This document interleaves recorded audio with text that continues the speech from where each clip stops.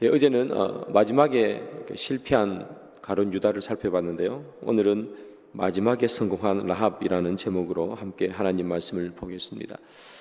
이스라엘 백성들이 가나안 땅을 정복하기 위해서 제일 먼저 공격한 도시가 어디냐 하면 여리고죠. 여리고성 전투가 있습니다. 이 여리고라는 곳은 어떤 곳인가 하면 이 가나안 땅에서 가장 큰 샘을 갖고 있는 그런 동네가 바로 여리고입니다. 그러다 보니까 물이 풍부했고요. 이 여리고라는 도시는 농업이 그래서 아주 발달한 동네, 그 동네가 바로 여리고라는 곳입니다. 농업이 발달하다 보니까 그곳에 있는 사람들은 다산과 풍요를 가르쳐 준다는 그 신인 바알, 그리고 바알의 부인이죠, 아스타롯, 이 신을 열렬히 섬겼던 사람들, 이 사람들이 여리고라는 곳에 살고 있었던 사람들이었습니다. 그런데 이 여리고에 여인 한 명이 살고 있었는데요. 그 여인의 이름은 라합이라는 여인입니다. 이 여인이 무엇을 하는 여인인가? 그것은 그녀의 이름 앞에 붙어 있는 두 글자가 아주 잘 설명해 주죠. 우리가 너무나 잘 아는 기생 라합입니다. 이 기생이라는 표현은 상당히 완곡하게 쓰여진 표현이고요. 원문을 보면 기생이 아니라 매춘부가 되겠습니다. 그녀는 그녀의 몸을 팔아서 살아가는 그런 사람이었죠. 이방인인과 동시에 매춘부다. 그것은 이스라엘 사람들의 눈에서 볼 때는 구원과는 아무런 관계없는, 하나님의 자녀와는 전혀 관계가 없는 그런 삶을 사는 여인, 그 여인이 라합인 거죠. 이방인이다. 그리고 우상을 섬긴다. 그것만으로도 사실은 구원과는 전혀 관계가 없을 텐데, 그것뿐만 아니라 매춘을 하는 여인이다. 더더욱 볼 것도 없이 이 여인은 하나님의 자녀가 될 수 없는 그런 여인이라는 거죠. 아마 이스라엘 백성들의 눈뿐만 아니라 그 동네에 같이 살고 있는 사람들조차도 이 라합이라는 여인은 많은 사람들로부터 소외받았던 여인이고, 많은 사람들의 손가락질을 받는 비천한 여인, 그 여인이 아마 라합이라는 여인이었을 겁니다. 그녀가 걸어왔던 인생의 길을 추적해보면 그녀가 왜 그런 일을 하게 되었는지 우리는 알 수 없지만, 그러나 그녀가 걸었던 길은 세상 사람들이 원하는 길, 그리고 세상 사람들이 존경하는 길하고는 아무 관계가 없는 그런 비천한 길, 그 길을 걸었던 여인이죠. 그런데 그런 길을 걸었던 그녀에게 완전한 인생의 후반기에 반전이 일어납니다. 완전 다른 인생을 살게 되죠. 마태복음 1장 5절에 그녀를 설명하는 본문이 있습니다. 살펴봅니다. 살몬은 라합에게서 보아스를 낳고, 보아스는 룻에게서 오벳을 낳고, 오벳은 이새를 낳고, 이렇게 기록합니다. 라합이 보아스의 어머니가 됩니다. 보아스는 오벳을 낳고, 오벳은 이새를 낳고, 이새는 누구를 낳죠? 다윗을 낳죠. 그래서 이 다윗의 고조 할머니 라합이 되는 겁니다. 천대받던 여인, 우상을 섬기던 여인, 이런 여인이 예수님의 족보에 들어오는 여인, 성경에 기록되는 여인이 되었단 말이죠. 어떻게 그녀는 그녀의 인생의 후반기에 이런 역전, 반전을 이루어낼 수 있었던가? 이유는 무엇일까? 여러분, 이스라엘 백성들이 여리고성을 공격하기 전에 정탐꾼을 먼저 보내죠. 정탐꾼이 몰래 여리고성을 넘어 들어왔습니다. 그리고 그 정탐꾼이 어디로 숨어 들어가는가 하면 라합의 집에 숨어 들어갑니다. 그런데 아마 그것을 누가 본 것 같아요. 첩자가 넘어와 가지고 라합의 집으로 들어갔다, 이렇게 당국에 고발하게 되고, 그 소식을 왕이 듣게 됩니다. 그러자 이 왕이 자기의 부하를 보냅니다. 신하를 보내가지고 그 첩자를 당장 잡아오라 이렇게 이야기하죠. 왕의 신하가 라합의 집에 도착을 했습니다. 라합에게 묻습니다. 너희 집에 들어온 정탐꾼이 어디 있느냐? 빨리 말하라. 그러자 이 라합이 하는 말이, 그런 사람이 우리 집에 오기는 왔지만 내가 그 사람들이 정탐꾼이지 어떻게 알겠습니까? 나는 그저 그냥 이렇게 사는 여인인데 저야 그냥 사람이 왔으니까 손님이 왔나 보다 생각하는 거지 그 사람이 정탐꾼인지는 몰랐습니다. 그리고 그 사람들은 이미 우리 집을 떠나서 나갔습니다. 지체하지 말고 빨리 쫓아가십시오. 그렇지 않으면 놓칩니다. 그렇게 이야기하는 거죠. 그러자 그 정탐꾼을 찾으러 왔던 그 왕의 부하들이 라합의 말을 믿고 정탐꾼을 찾으러 라합의 집에서 나가게 되는 거죠. 그런데 여러분, 사실은 이 정탐꾼들이 라합의 집에서 이미 나간 게 아니라는 건 여러분 아실 겁니다. 이 정탐꾼들은 라합이 숨겨주었죠. 아마 라합은 관군이나 나라의 사람들이 잡으러 오는 줄 알고 있었던 것 같습니다. 그래서 이 정탐꾼을 자기 집 지붕에다가 숨겨두었습니다. 그리고 왕의 부하들이 왔을 때 그녀는 거짓말을 한 것이겠죠. 숨겨주었습니다. 그렇다면 그녀는 왜 이렇게 위험한 짓을 했을까? 만약에 숨겨준 것이 들키기라도 한다면 그녀는 민족의 반역자가 되는 거죠. 제가 어릴 때 늘 간첩 잡자 이런 이야기가 많이 있었습니다. 지금은 사실 그런 이야기가 없잖아요. 포스트에도 붙어 있고 전화번호 간첩신고 112인가요? 간첩신고 뭐 때려잡자 간첩 뭐 이런 매일 붙어 있었던 거죠. 이 여자가 이 정탐꾼을 숨겨주면 그것이 발각되면 이 여인은 간첩을 숨겨준 사람과 똑같이 되는 거예요. 그러니까 결국 그녀도 간첩이 되는 겁니다. 상당히 위험한 일인데도 불구하고 그녀가 이런 위협을 무릅쓰고 정탐꾼을 숨겨준 것은 이유가 있죠. 여호수아서 2장 10절과 11절입니다. 이는 너희가 애굽에서 나올 때에 여호와께서 너희 앞에서 홍해 물을 마르게 하신 일과 너희가 요단 저쪽에 있는 아모리 사람의 두 왕 시온과 옥에게 행한 일, 곧 그들을 전멸시킨 일을 우리가 들었으므로 우리가 듣자 곧 마음이 녹았고 너희로 말미암아 사람이 정신을 잃었나니. 이렇게 기록해요. 이 라합이 그들을 살려주고 숨겨줬던 이유는 뭔가 하면 하나님이 그들에게 하신 일과 하나님께서 이스라엘 백성들에게 행한 일, 이것을 들었으므로요. 하나님이 행한 일과 하나님께서 하신 일을 들었다는 거예요. 그 일을 듣자마자 이 라합이 어떻게 되는가 하면 마음이 녹아버렸대요. 그리고 정신을 잃어버렸대요. 아니 도대체 세상에 누가 있어 그런 일을 할 수 있는가? 어떻게 해서 홍해 물을 마르게 하셨는가?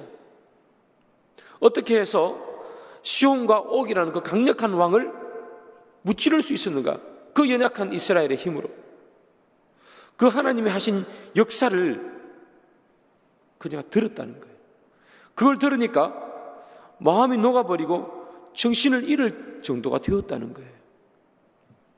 그래서 그녀는 하나님 편에 서게 되었고 정탐꾼을 숨겨줬다는 거예요.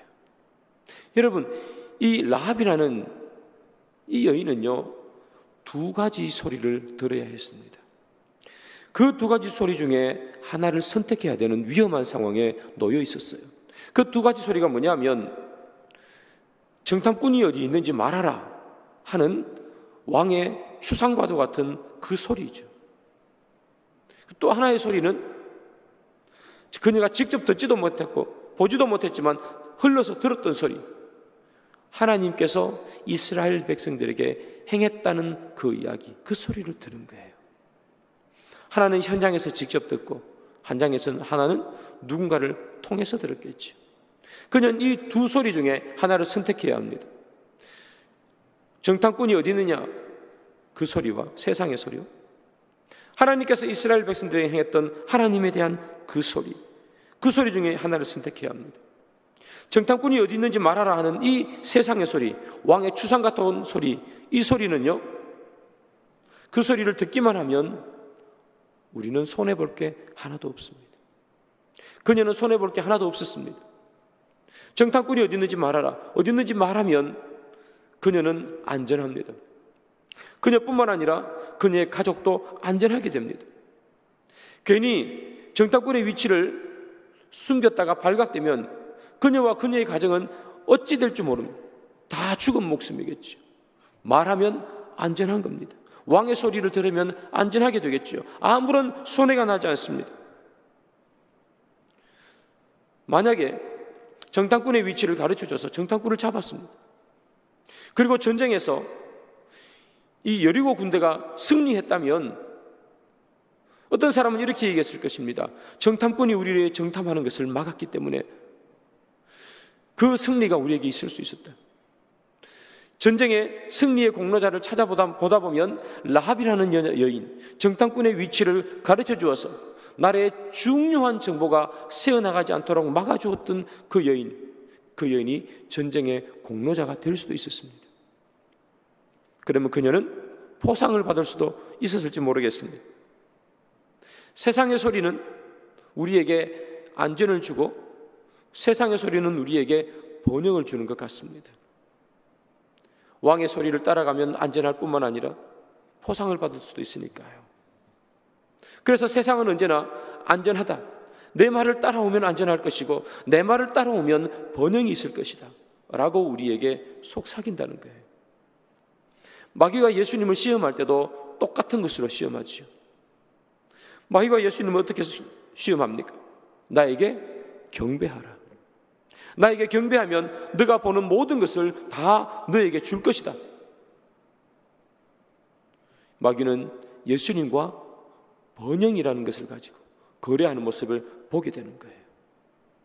그래서 세상의 소리는 안정과 번영을 약속하는 소리입니다. 그런데 그녀는 또 다른 소리도 하나 들었어야 합니다. 어떤 소리인가 하면 하나님에 대한 소리죠. 이스라엘 백성들을 어떻게 인도해냈는지, 이스라엘을 대적하는 적들을 어떻게 무찔렀는지 그 소리를 그녀는 들었습니다. 그런데 이 소리는요, 세상의 소리와 너무나 다릅니다. 하나님의 소리를 들었을 때에 그녀에게 안전이 제공되지 않습니다. 하나님의 소리를 듣고 정탐꾼을 숨겨주었다가 잘못해서 발각되는 날에는 그녀의 안전을 누구도 책임질 수 없습니다. 하나님께서 이스라엘 백성들을 출애굽시키면서 홍해를 마르게 했고, 그리고 많은 왕들을, 적대한 왕들을 죽였다고 하지만, 그러나 여리고와의 전투에서 이길지 질지 이미 아직 일어나지 않은 일이기 때문에 전쟁의 승리를 장담할 수도 없습니다. 그것은 미래에 일어나는 일입니다. 그러나 왕이 하는 소리는 당장 그녀의 거짓말이 발각되면 죽을 수도 있는 현실의 문제입니다. 현실의 이익, 현실의 안전이 눈앞에 있습니다. 세상의 소리입니다. 하나님의 소리는 현실과는 아무런 관계가 없는 것 같습니다. 현실에 나에게 아무런 도움이 되지 않는 것 같습니다. 어떤 소리를 들어야 하는가? 이 두 소리 중에 세상의 소리를 듣는 것이 가장 현실적인 것 같고, 세상의 소리를 듣는 것이 가장 확률이 높은 것 같습니다. 그리고 당장 나에게 도움이 되고 당장 내 눈앞에서 안전을 책임질 것 같습니다. 그런데 하나님의 소리는 아무런 것도 나에게 담보하지 못합니다. 그녀는 결단의 순간에 처해 있는 거죠. 정탐꾼이 어디 있는지 말하라. 그 소리와 하나님의 소리, 어떤 것을 선택해야 될까? 그녀는 결단합니다. 그녀는 하나님의 소리를 따르기로 결단합니다. 미래가 불확실하지만, 당장 내 앞에 안전이 확보되지 못하지만 그녀는 하나님에 대한 소리에 더 귀를 기울이기로 결단했습니다. 여러분, 객관적으로 보면 이스라엘 백성들이 여리고성의 전투에서 이길 확률이 사실은 별로 없었습니다. 여리고성은 아주 큰 성이고 여리고성은 튼튼한 성이었습니다. 그리고 그곳에 있는 군사들은 잘 훈련되어 있고 잘 준비되어 있던 그런 군사들이었습니다. 그런 군사를 뚫어내기란 쉽지 않은 일이고 객관적인 눈으로 바라보면 이스라엘 백성들이 이길 확률은 별로 없는 전쟁이었습니다. 그럼에도 불구하고 이 라합은 하나님께서 홍해를 마르게 하셨다는 것과 하나님께서 수많은 대적하는 왕들을 한 번에 하나님의 능력으로 몰살시켰다는 그 이야기를 듣고 마음이 녹고 정신을 잃어버렸습니다. 그래서 그녀는 하나님의 그 말씀에 귀 기울이로 결단한 거예요. 그리고 그 결단, 하나님의 소리를 듣기로 한 그 결단은 결국 그녀와 그녀의 가족들을 살려내게 되고 그녀는 예수님의 조상이 되는 영광을 누리게 되는 겁니다. 이방인과 매춘부라는 세상 누구도 원하지 않는 그 삶을 걸었던 그녀가 반전의 인생을 만들어낼 수 있었던 가장 큰 이유는 세상의 소리가 아니라 하나님의 소리에 귀를 기울였기 때문입니다. 무엇을 듣느냐? 그것이 인생을 바꾸어 놓는 길이 되는 것입니다. 세상의 소리, 인생을 바꾸어 놓는 그 소리는 모두 다 세상의 소리에 귀를 기울일 때 인생에 반전이 있다고 사람들은 생각합니다. 내 인생을 반전시켜야 되겠다. 내 인생 이렇게 끝낼 수가 없다. 내 인생 나도 누구처럼 좀 편안하게 살고 떵떵거리며 살고 싶다. 어떻게 하면 내 인생을 반전시킬 수 있는가? 그것은 모든 사람들이 생각할 때는 다 세상의 길로 가야 합니다. 사람들이 인생을 반전시키는 것은 다른 것이 아닙니다. 권력을 가지거나 돈을 가지면 인생을 반전시킬 수 있다고 사람들은 다 그렇게 생각합니다. 그래서 내 인생을 반전시키고 내가 이렇게 살아온 거 너무 지긋지긋하다. 나는 좀 내 인생을 반전시키고 싶다. 그러면 사람들은 다 주목합니다. 어떻게 하면 돈을 벌 수 있을까? 어떻게 하면 권력을 가질 수 있을까? 돈을 버는 길, 권력을 가지는 길, 그 길을 따라가는 길은 결국은 세상의 길을 따라가는 길밖에 없겠죠. 사람은 그 누구도 하나님의 말씀을 듣고 인생을 반전시키라고 생각하는 사람은 아무도 없습니다. 내 인생을 바꾸고 싶다. 우리도 마찬가지지 않습니까? 내 인생 바꾸고 싶다. 내가 이제까지 걸어왔던 길이 너무나 힘들고 험악해서 나는 내 인생을 바꾸고 싶다. 그러면 우리 모두 다 어떻게 하면 돈을 벌 것인가? 어떻게 하면 권력을 가질 것인가? 거기에 다 집중합니다. 그리고 그것을 가질 수 있는 길, 세상의 길을 쫓아가는 것이 인생입니다. 그리고 세상의 소리에 귀를 기울입니다. 권력을 가질 수 있는, 돈을 더 많이 벌 수 있는, 어디에서 그렇게 그것을 얻을 수 있을까요? 그런데 오늘 이 여인은 그녀의 인생을 반전시키기 위해서 세상 사람들이 다 따라가는 세상의 길을 따르지 않고 오히려 아무도 따르지 않을 것 같은 하나님의 소리에 귀를 기울인다는 겁니다. 여러분들의 인생의 반전을 원하십니까? 여러분들의 인생에 이제까지 걸어왔던 길을 무엇인가 바꾸고 싶은 마음들이 있으십니까? 그것이 더 잘 사는 길이든 더 강력한 힘을 가지는 일이든 아니면 어떤 무엇인가를 바꾸고 싶은 그런 마음이든 여러분들의 인생에 반전이 있기를 소망하고 내가 이제까지 걸어왔던 길을 내가 좀 되돌려 다른 길을 걷기를 원하신다면 그 길은 세상에서 찾을 수 없는 거예요. 세상의 소리를 듣고 그 길을 여러분들의 인생을 반전시킬 수는 없습니다. 하나님의 소리를 들을 때 인생에 반전이 오는 거예요. 여러분 이 여인의 이 인생의 반전은요 계속해서 나와요. 어디에서 나오는가? 라합은 이 정탐꾼에게 자신이 왜 그들을 숨겨주었는지 얘기해 주었죠. 하나님의 얘기를 들으니까 정신이 잃어버렸다. 그래서 내가 너희들을 도와주었다라고 얘기합니다. 그리고 난 후에 이 라합이라는 여인은요 그 정탐꾼에게 제안을 하나 합니다. 어떤 제안을 하는가? 여호수아 2장 13절이죠. 그리고 나의 부모와 나의 남녀 형제와 그들에게 속한 모든 사람을 살려줘. 우리 목숨을 죽음에서 건져내라. 이렇게 얘기합니다. 나와 내 가족을 살려달라는 그런 제안을 합니다. 내가 너희들을 살려줬지 않느냐? 그러니까 너희들도 우리 가족을 살려달라는 겁니다. 이 여인은 이미 이스라엘이 전쟁에서 승리할 것을 확신하고 있습니다. 그러니까 살려달라고 이야기하는 겁니다. 그 이야기를 들으니까 이 정탐꾼이 어떻게 얘기하는가 하면, 알았다. 우리 군대가 여리고를 점령하고 그리고 여리고에 있는 사람들을 살해할 때 너는 너희 집 창문에다가 붉은 줄을 매달아 놓으라, 이렇게 얘기하죠. 그러면 그것이 너희 집인 줄 알고 우리가 너희 집은 파괴하지 않겠다, 이렇게 얘기합니다. 여러분, 라합은 매춘부였습니다. 그녀가 살고 있는 집은 매춘이 행해지는 곳이었습니다. 세상에서 가장 더럽고 가장 추한 곳, 그것이 라합이라는 여인이 살고 있던 집입니다. 사람들이 다 오기를 꺼려하고 누구나 다 피해가는 집, 그 집이 라합이라는 이 여인이 살고 있는 그 집입니다. 그런데 이스라엘 백성들이 여리고로 쳐들어오는 그날에는 그 집에 들어오면 사는 겁니다. 그 집 이외에 있는 모든 집은 다 파괴됩니다.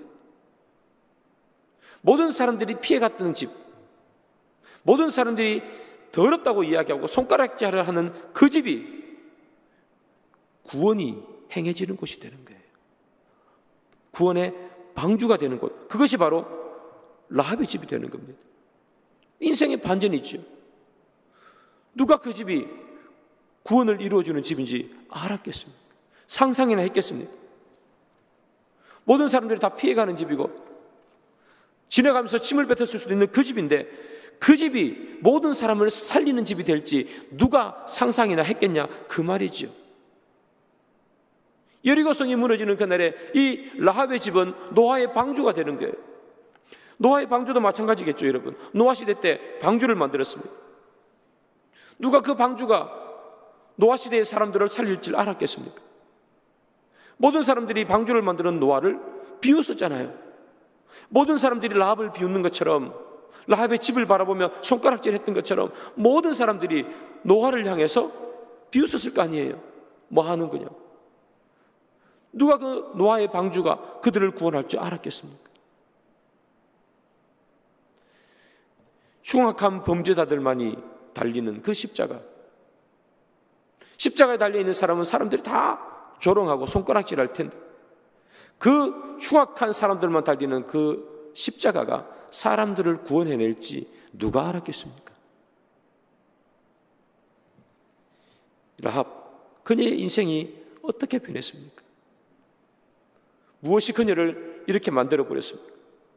무엇이 그녀의 집을 구원이 이루어지는 집으로 만들어버렸습니까? 누가, 다 손가락질하는 그 라합이 예수님의 족보에 들어갈지 누가 알았겠고, 다 피해가는 그녀의 집이 구원이 이루어지는 놀라운 곳이 될 줄 누가 알았겠습니까? 그렇게 될 수 있었던 것은 그녀가 하나님의 음성을 들었기 때문입니다. 하나님의 놀라운 역사를 그녀가 듣고 그 길을 따라갔기 때문입니다. 그래서 로마서 10장 17절은 이렇게 얘기합니다. 그러므로 믿음은 들음에서 나며 들음은 그리스도의 말씀으로 말미암았느니라. 그녀는 하나님에 대한 이야기를 들었습니다. 믿음은 들음에서 납니다. 들음은 그리스도의 말씀입니다. 그녀는 들었고 믿음이 생겼기 때문에 그녀의 인생은 변하게 되는 겁니다. 무엇을 듣느냐가 우리의 인생을 좌우합니다.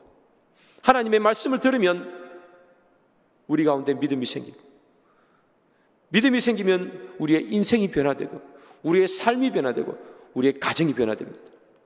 그녀가 하나님의 말씀을 들었기 때문에 그녀만 살았던 것이 아니라 그녀의 온 가족이 삽니다.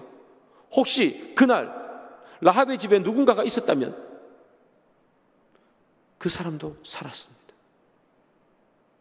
우리가 하나님의 말씀을 들으면 우리만 사는 것이 아니라 우리의 가정이 살게 되고 우리와 함께 있는 사람이 살게 되는 역사를 누린단 말이죠.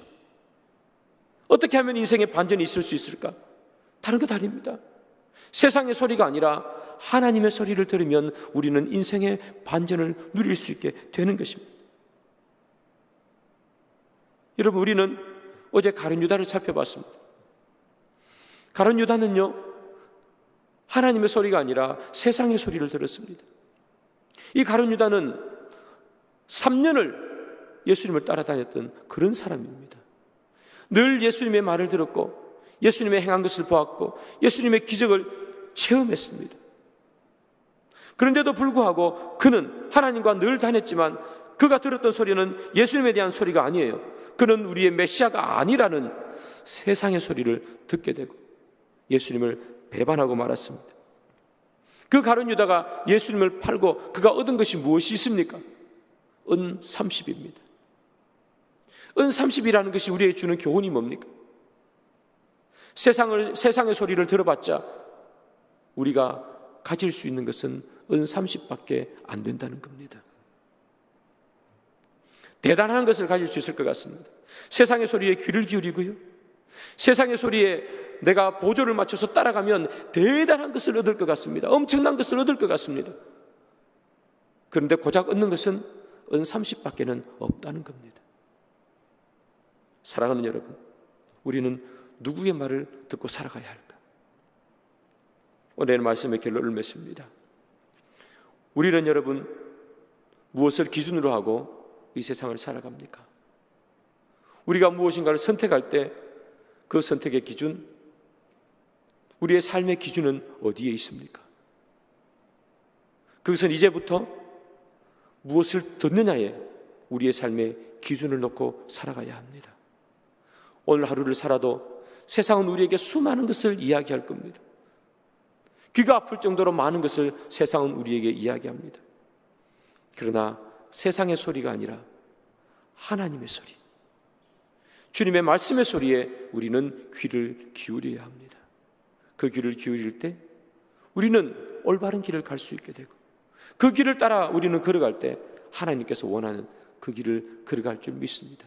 그리고 이 라합처럼 하나님의 영광을 보고 하나님의 영광을 경험하며 하나님의 사람이 되는 은혜를 누릴 줄 믿습니다. 세상의 많은 소리가 아니라 하나님의 소리에 따라 반응하는 저와 여러분들이 되기를 주님의 이름으로 축복합니다.